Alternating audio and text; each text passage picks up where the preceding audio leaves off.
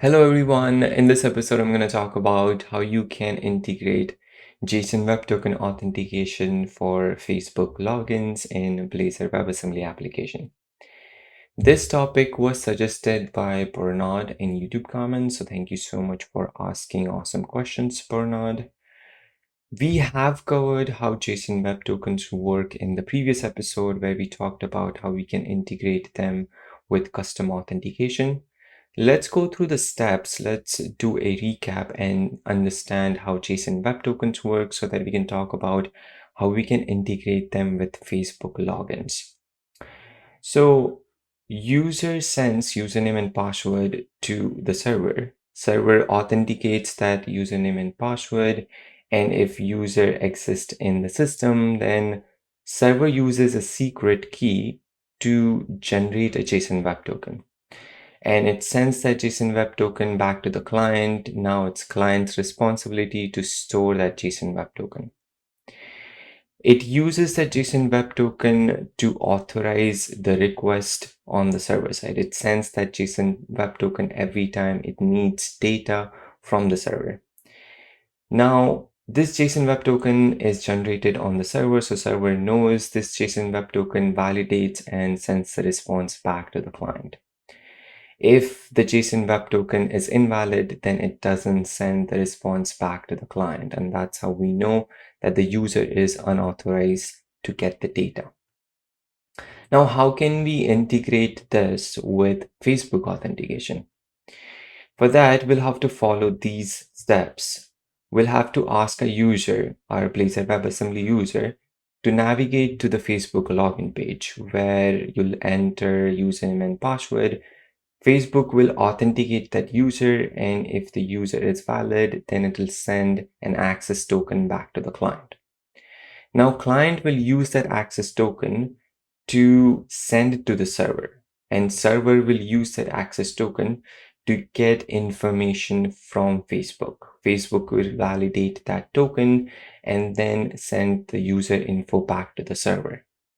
Server will check if the email address and the user info exist in the database or not. If it does not exist, then it will create the user. Otherwise, it will just go ahead and use that secret key to generate the JSON Web Token on the server side.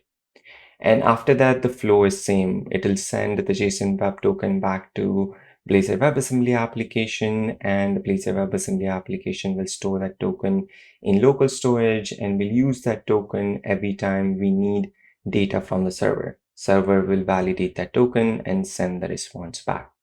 So let's follow these steps. Once we follow these steps, then we should be able to log in with Facebook in our Blazor WebAssembly application and generate a JSON Web Token, which we'll use for authorizing our data request.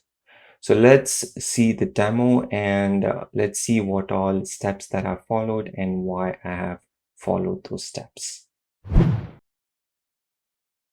I have already written code for this demo, so let's first check how the demo works and then we'll jump into the code to see what all steps that are followed in order to make this work. So if I click on the sign in with Facebook button, it's going to navigate me to this Facebook login page where I'm going to enter my valid username and password.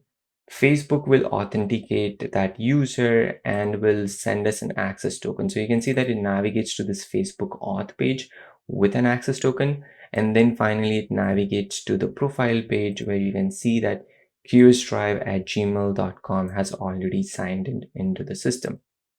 If I open my developer tools and go to storage and go to local storage, you can see that there's a JSON Web Token which has been generated. And we're using this JSON Web Token to authorize the requests that we are making to the web API. So if I go to contacts page or settings page, the data which is getting pulled from the server, we are using JSON Web Token to authorize those requests. And once I click on logout, then JSON Web Token gets deleted. And if I try to navigate to the profile page, then it's going to say that you're not allowed to do that because you have been logged out of the system. So let's understand what all code that I've written on this Facebook sign-in button to make everything work. And we are going to follow these steps. We are going to follow these steps that I talked about in slides. We first navigated to the Facebook page and we logged in a user using Facebook's username and password. We have covered this step. Let's see what's happening next and what all steps that I follow after that. For that, I'm gonna first go to this button on login page and see what I've written there. So for that, I'm gonna open my pages and go to login page. And here, if I scroll up, then I've added this Facebook button, this anchor tag actually. And whenever I click on this anchor tag, then I'm calling this Facebook JWT method, which I have written in the code section. And first, this method is getting the app ID, the Facebook's app ID, it's getting it from the server.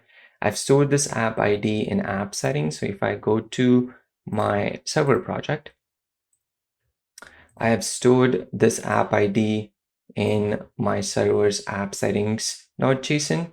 And you get this app ID and app secret once you create an application on developers.facebook.com. So if you have created an application, you should have this app ID and app secret ID. I have shown how you can do this in one of my videos. You can check out that video in the video description.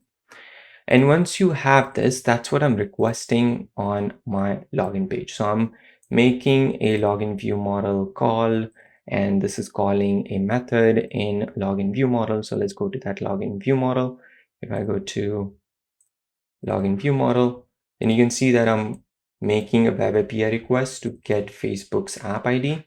And if I go to my controller here, user controller, then you can see that I have this web API, which is literally getting the app ID, authentication Facebook app ID from the app settings and sending it back to the login page. So this is authentication Facebook app ID. It's sending it back to the client. And once we have that, then we are passing that app ID to this OAuth page, which navigates to the login page that we saw. But with navigating this, we are also passing some parameters. We are passing what should be the response type. It should be token.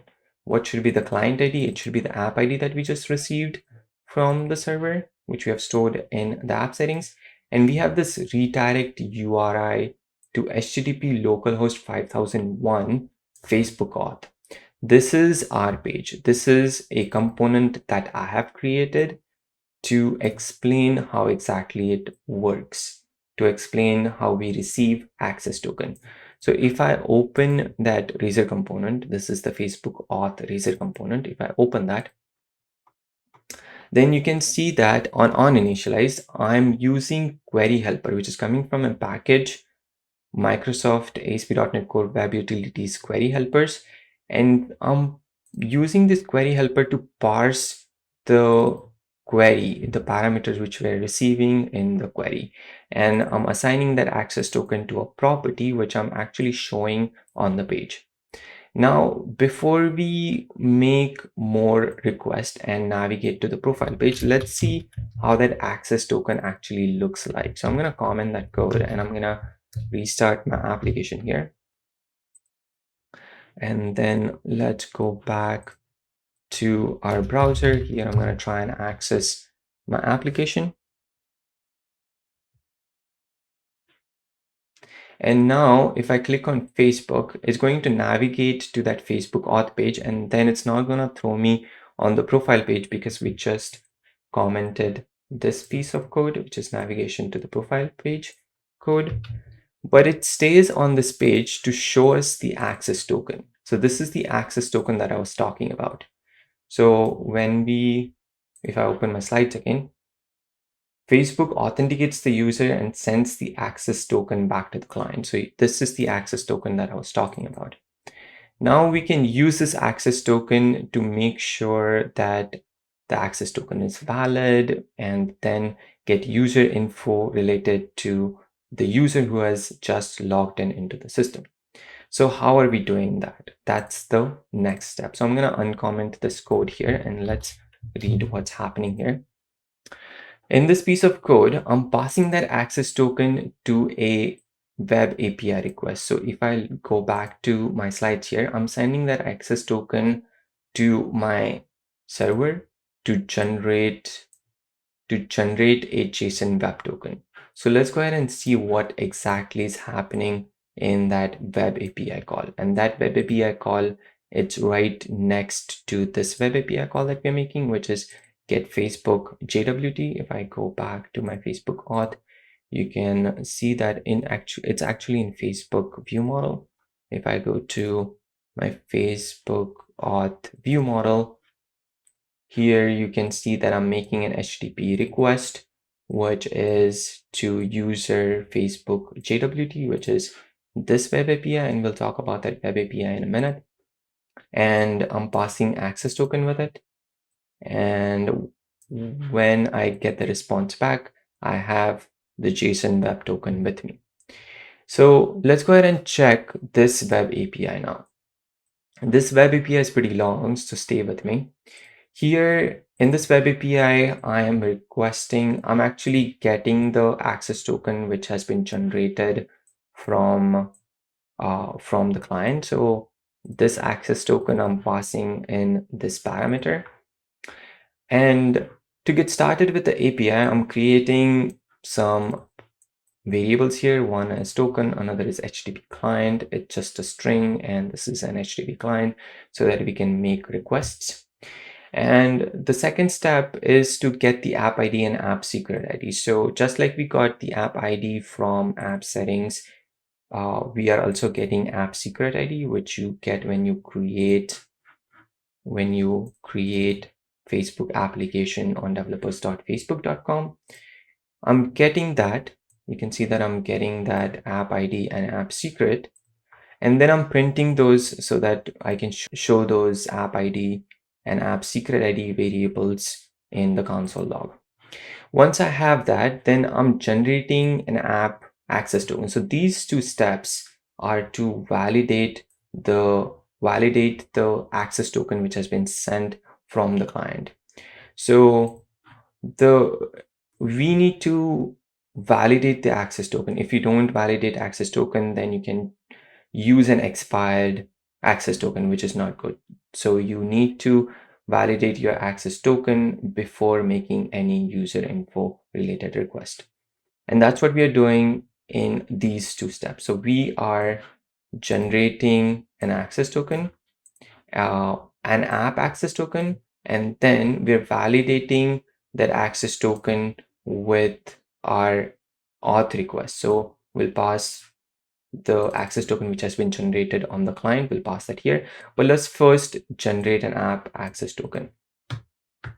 Here, I'm going to go to this API in which I'm passing the app ID and app secret ID to generate an app access token. So I'm going to copy this line and then I'm going to go to my browser, open another tab, and then here we are going to put the app ID and app secret ID and see what we get back. So I'm going to go back to my app settings and grab this app ID and paste it here. And then I'm going to grab app secret ID and then I'm going to paste that in here. So if I hit enter, then it's going to give me an access token. This is an app access token, and we're going to use this in order to validate our access token. So once I receive that app access token, I'm also printing the access token that we're receiving from the client, and this is the app access token that we're receiving from the server, from Facebook server. Now let's go ahead and validate that access token. For that, I'm making this web API call. So I'm going to copy this too. I'm going to copy this line and open another tab. And here I'm going to pass the access token that we're receiving from the client and the access token which has just been generated from the Facebook. So let's go ahead and replace that first. So I'm going to grab the access token which has been generated from the client. This could get a little confusing because there are two access tokens, but one is from client and another is an app access token, which is to validate the user. So I'm going to paste the user's access token, and then I'm going to paste the access token which has been generated from Facebook. So I'm gonna grab that, and then I'm gonna paste that access token here as the second parameter. And once I hit that, then I get a response back saying that it is a valid token. It also gives me the app ID, user, the application name, when it's going to expire, and other things too. It also gives me what all scopes that I have. It also gives me the user ID, Facebook's user ID, and public profile and everything. So once we have this, then we know that our token is valid. We can use this access token which has been generated by the client to get information from the server. So that's what we are doing in the next step. I'm checking if the token is valid, if the app access token is valid, then only go to the next step. Otherwise, we are sending a bad request. So now that we have a valid token, we can request user data from Facebook. And that's what we are doing in this next step. So I'm going to copy this line in which we're trying to get more information than what I'm allowed to, but that's fine. And then I'm going to go to another tab and paste that. And here I'm going to pass the access token, which is valid. So I'm going to grab this access token, which has been generated from the client, and then I'm going to pass that token here. Once I do that, then it tells me the user ID of the user, the email address of the user who's trying to log in, the first and last name, and it also gives us the picture of the user too. If I click on this, then it opens a tiny picture. You can see this Curious Tribes logo. That's the profile picture that I have. So you can see that we have most of our information that we can validate against our database. And that's what we are doing in the next step. We are checking if the user is in the database or not by passing the email address.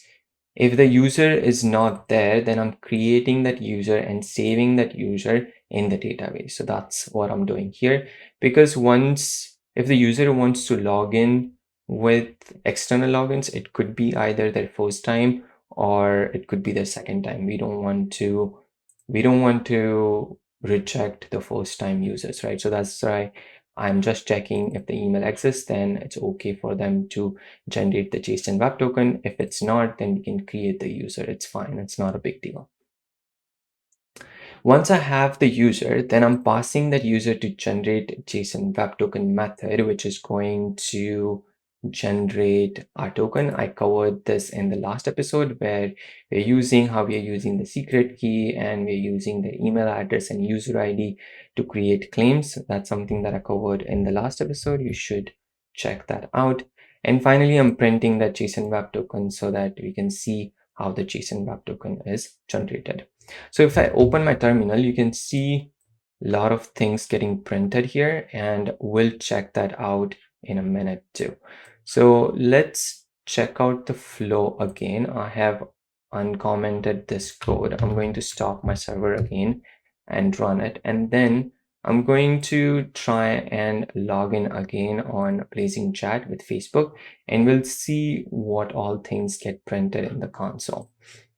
I'm going to go to my application here, and then I'm going to click on Facebook.